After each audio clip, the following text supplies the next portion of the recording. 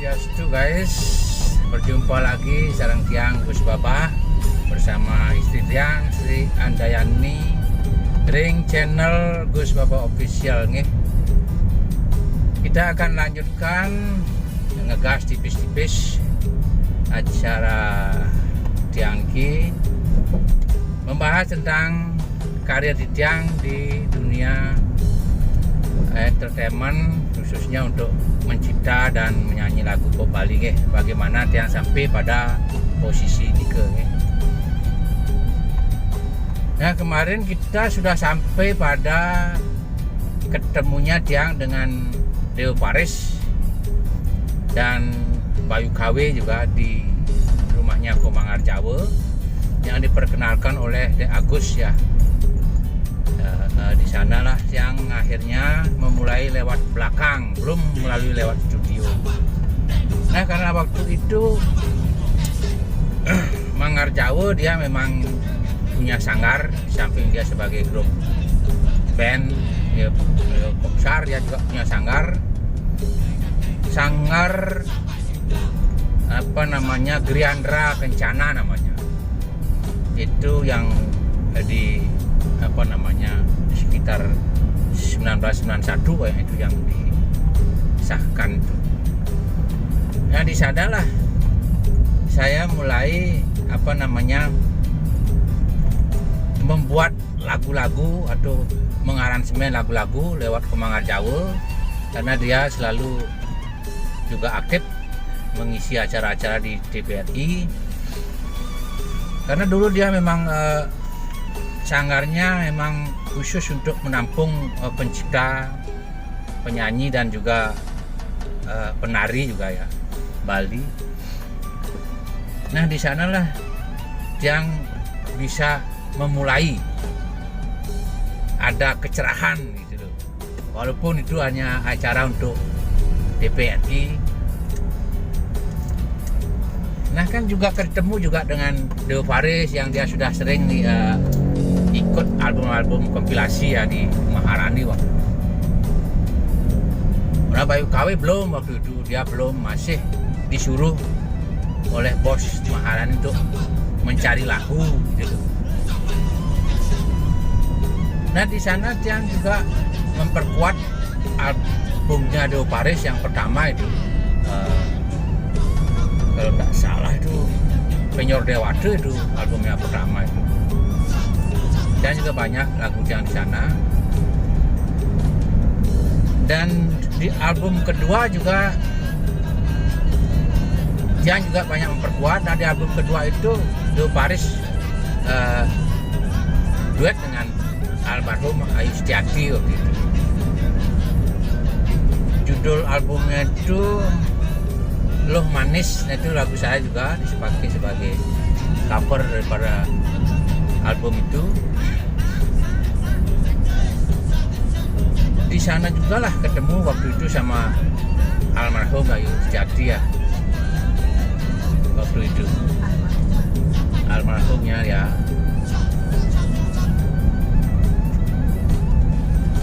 Nah, saya kemudian mengasih lah Bayu KW 2 lagu waktu itu.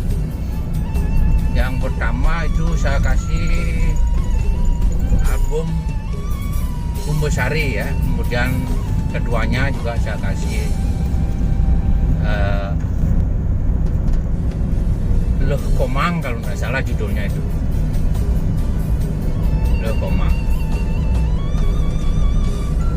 Nanti sambil mengisi acara-acara di TVRI waktu itu yang khusus untuk bagian mencipta, tiang sendiri Gus Baba, kemudian ada Deo Paris, ada Rusme juga ada, Patrick juga ada, kemudian yang bagian menyanyinya di sana ada Deo Paris juga ikut,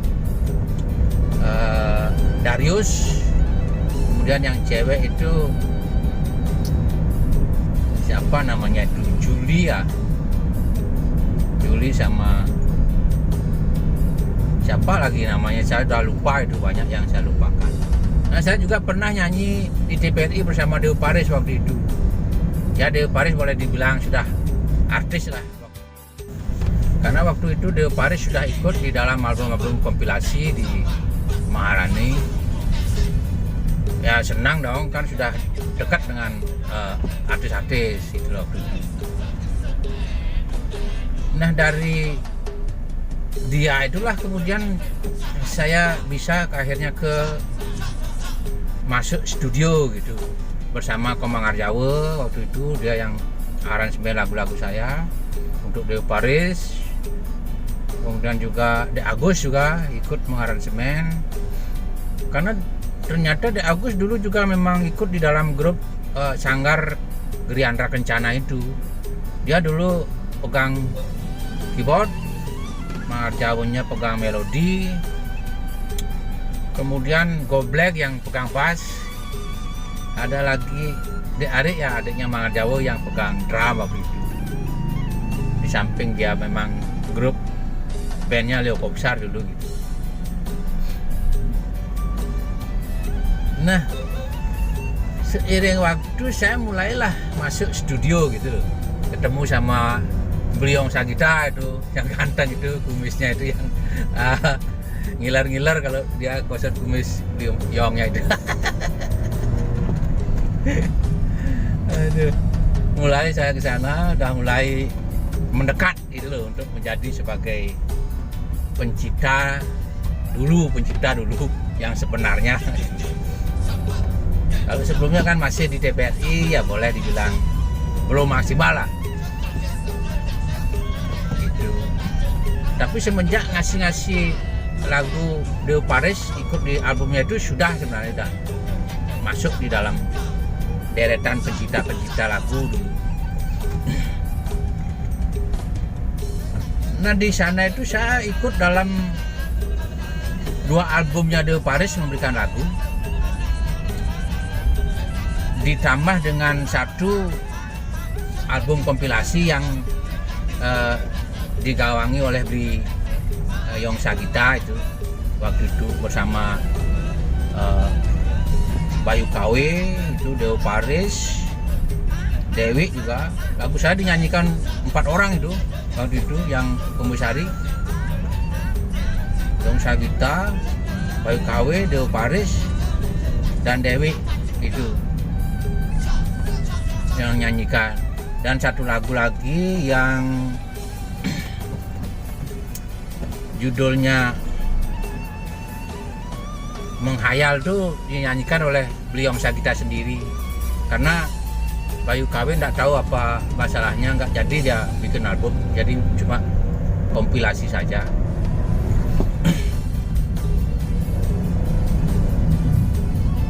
Nah di sanalah kemudian saya di Maharani itu, waktu itu Maharani sedang mencari bakat-bakat penyanyi baru waktu itu.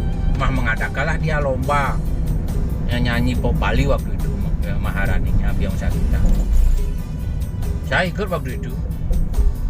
Saingannya itu waktu itu Widi Widiana, Panji Kuning, ada Ayu Setiadi waktu itu ikut, Agung Wiresudo, nah banyak lagi yang lainnya. Saya hanya masuk di babak penyisihan waktu itu. Hanya masuk di babak penyisihan. Kemudian setelah 10 besar nggak bisa out. Nah terpilihlah kemudian yang 10 besar itu untuk membuat album kompilasi dulu. Yang juara 1 dapat nomor 1 nyanyi, yang juara 2 dapat nomor 2 ininya di album itu. Ternyata yang muncul dan ada sinar waktu itu Widi Widiana, dia lagunya. Waktu itu udah mulai dia ada sinar di sana. Nah dibuatkanlah kemudian di sana istilahnya lagu-lagu untuk Widi Widiana, karena sudah dilihat ini bakatnya, suaranya dan sebagainya sudah dilihat. Nah karena saya hanya sebagai pencipta waktu di sana dan tidak dapat artinya masuk 10 besar, lama kelamaan di sana saya akhirnya dicari lagi sama Agung Yonatan ya, ke sana, diajak ke Jimmy Silaa. Ayo Gus, ke sana Gus. Di sana bagus Gus, di Jimmy-nya kamu. Itu sama dia. Ngapain dia? Dia aranjer bagus. Widi Widiana sudah di sana, dia bilang gitu. Tawan dia tahu betul gini. Masa dia udah di sana? Iya, dia udah di sana. Loh, nggak mungkin lah orang dia di sini. Dia udah di sana Gus. Ayo ke sana aja nanti. Nanti saya yang antar ke sana ke Jimmy Silaa, bilang. Wih, saya berpikir gimana nih? Kok bisa ke sana, kan saya berpikir begitu. Wih, lama saya berpikir tuh, baru di sana kan lagi senang-senangnya di sana. Sana enggak, sana itu. Akhirnya kan saya berpikir, saya juga di sini nggak dikontrak kan, boleh aja kemana-mana dulu kan gitu. Akhirnya saya juga ikutin dia. Akhirnya saya diantar juga ke rumahnya itu almarhum Jimmy Silaa. Dikenalin sama dia. Dia di Perumnas, dia tinggal di Resi Muka ya. Bukan di Jalan Gunung Indrakila, Jung. Sana diajak saya. Dia tahu duluan. Ini rumahnya Gong. Iya. Saya ke sana dah langsung dikenalin sama Jimmy Silaa. Saya juga kenalan kan gitu. Nah, sampai di sana saya di studionya itu saya dengar dia bikin musik itu. Wih, musiknya lain sekali tuh. Oh, lain daripada kalau dulu saya di sana kan lagu kocak, lagu-lagu nyeleneh begitu. Di sana sih dia sekali lagunya. Halus-halus sekali lagi musiknya. Musik itu dah Mandarin itu dah dia digarap. Wih, kok beda di sini lagunya. Saya kan belum pernah bikin lagu-lagu yang begitu. Wih, sini halus-halus ini lagunya. Aransemennya juga halus-halus sekali gitu loh. Wih, ya saya coba aja deh bikin lagu seperti ini gitu loh. Nah, setelah saya dari rumahnya almarhum Jimmy Silaa, saya kan pulang gitu. Saya coba itu bikinkan, langsung saya bikin lagu yang irama Mandarin begitu lah. Ternyata bisa juga itu loh. Karena kan ya apa bedanya mencipta, tinggal dengerin bagaimana kan, tinggal buat cerita kan jadilah gitu. Akhirnya saya dapat juga bikin ini. Ada beberapa lagu yang berkelas Mandarin saya bikin waktu di sana itu. Seperti lagu-lagu yang Tresne Kaping Sigi yang gitu-gitu itu. Kemudian ada Bajang Bukit yang begitu, yang dinyanyikan oleh Widi Widiana. Ada juga yang dinyanyikan oleh Sri Dianawati, lagu-lagu Mandarin. Sekadi Arjuna yang gitu-gitu itu Mandarin itu. Nah di sanalah kemudian ya mulai saya kenal sama apa namanya Widi Widiana, mulai saya kenal di sana. Terus Panji Kuning juga mulai kenal di sana sama Panji Kuning. Ada Kek Sri di sana. Akhirnya seiring waktu kan Aneka itu semakin gini dia, semakin jaya dia kan. Dengan dapatnya artis sekelas Widi Widiana itu betul-betul jaya waktu itu ininya, Anekanya itu. Dan banyak akhirnya artis-artis penyanyi Bali itu yang ke sana itu, termasuk pencipta juga ke Aneka.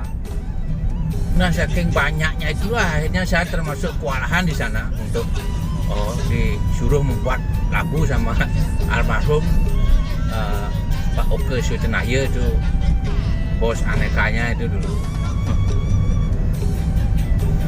ayo Gus, bikinkan lagu ini, bikinkan lagu itu, bikinkan lagu itu, bikinkan lagu itu. Ya kewalahan, ya, gampang sekali ngomong. Dia punya uang gampang bayar gitu. Saya yang bikin lumayan menguras otak itu untuk bikin cerita dan sebagainya, irama itu lumayan juga kan. Belum juga mikirin, saya juga kan harus nyanyi juga gitu. Ya karena kita sudah berada di sana kan otomatis saya ikut aja lah, dan saya sering bepergian kemana-mana sama almarhum Jimmy Silaha. Kadang-kadang kan satu lagu sudah jadi, langsung berangkat ke Tabanan, Kaneka, liatin sama bos. Ini bos, ini. Oh bagus. Itu. Nah, lama kelamaan akhirnya saya juga sempat nyanyi di sana itu beberapa lagu. Ya seperti Beliar Tunggalan itu saya ikut di dalam kompilasi album Krisis Moneter waktu itu, lagu Bidot Bimbo itu. Nah di album itulah saya pernah ikut kompilasi pertama kali, dan ada lagu di kompilasi lain juga ada beberapa lagu. Cuman setelah saya minta untuk bikin album sendiri belum dikasih sama bosnya. Belum Gus, belum dapat. Coba cari dulu lagu yang cocok untuk Gus gitu. Wih, lagu apa men saya kan?